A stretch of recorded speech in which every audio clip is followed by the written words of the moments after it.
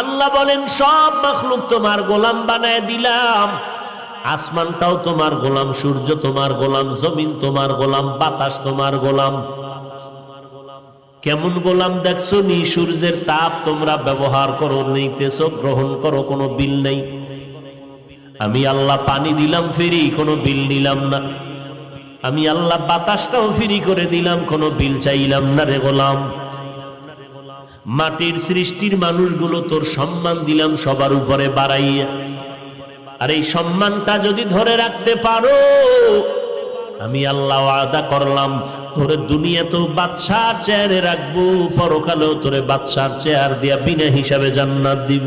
আর এই বাদশাহী যদি চাও, তোমার এই ঐতিহ্যকে ধরে রাখো। আর ঐতিহ্যকে যদি ধরে রাখতে চাও, তাহলে মাটির গর্ভের মানুষ, মাটির দিকে তাকাইয়ে একটু নজর করো।